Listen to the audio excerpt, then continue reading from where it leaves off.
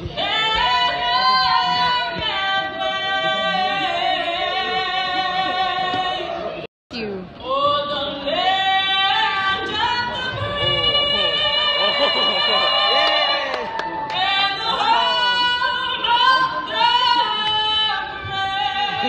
Hell yeah!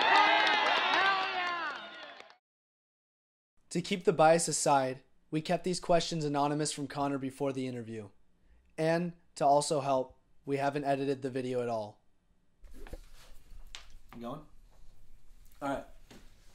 This is the first and only take of this interview. He does not know the questions prior. Let's hop into it. What's your name and what got you into this situation? I'm Connor O'Brien.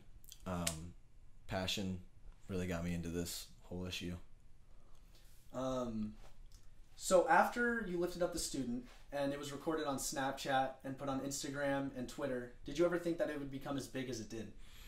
Not at all. I thought, honestly, that it would probably spread maybe throughout the school. People would be talking about it, but never as big as it got. And how many views did it get on Twitter?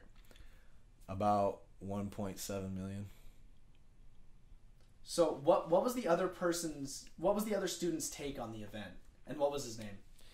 His name was Tim, and I don't know what his last name is, but his whole take on it was he was trying to do it for a joke, and he never even had a protest in mind. He wasn't trying to support anything, and after talking to him now, because I feel anybody can work out their problems, he said that he apologized to me, and he said he realizes what he did now. After this event, you were stripped of any college scholarships and offers. How do you feel about them doing so? Do you think it was fair? So yeah, I was stripped of an offer, and it was rough at first, but honestly, I feel like it was childish to take it away for an event like this, something so simple. You know, there's much bigger things out there to really affect people, but it's a shame. Many believe you infringed on the rights of the kneeling student, while others believe that you're an American patriot. What was your intention when you lifted the student to his feet? My intention was never to hurt him or to scare him in any way possible. My full intentions was to just help him to his feet and show some respect. And he's thankful for that now. So after this event, with all either half the people on your side, half the people against you, there have been people that have been very passionate, but also have been giving you death threats. Can you go into detail with that? So yes, there was people that were giving me death threats, and it was a little bit overwhelming. Definitely because some of my friends were texted and people were asking, hey, I'll give you so much money on PayPal if you give me his address. Or there's people sending out the address of the school that I go to, and it was a little bit scary coming back to school because I was wondering, you know, if there's anybody waiting for me, looking over my shoulder.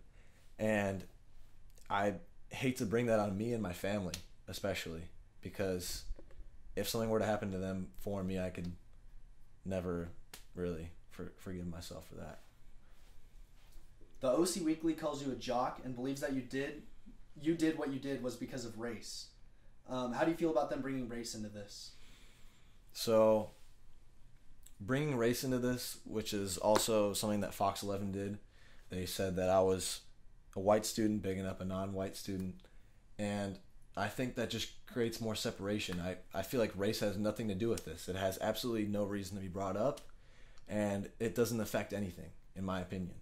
And I think that's how it should be, and I think it brings in more views because that's what people want to see. Unfortunately, they want to create that drama, and it's sad.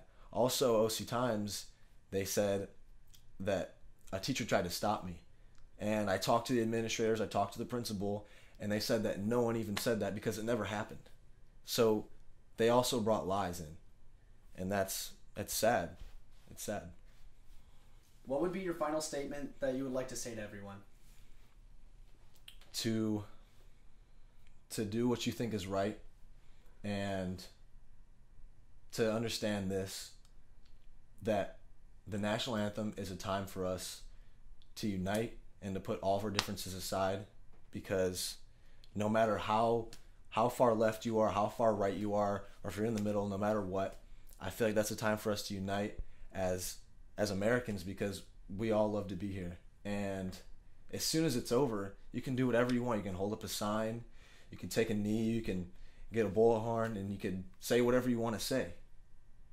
Now, some people have argued to me and said that was that kid's First Amendment right. But I think about it this way.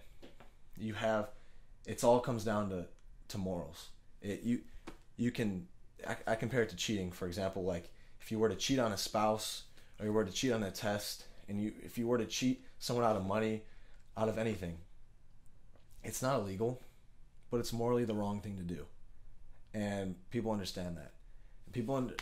I want everybody to understand that morally it's the wrong thing to do to me. And Colin Kaepernick was doing it for Black Lives Matter. That was his main goal, and that's why he started this. And I take a look at history. I look at Malcolm X, Martin Luther King Jr. They never did that, and look how much they accomplished. We can accomplish things protesting outside of it. Let's keep the respect, and let's protest peacefully, but out of respect for the country, as much as you can do. Like, that's all I gotta say. Thank you.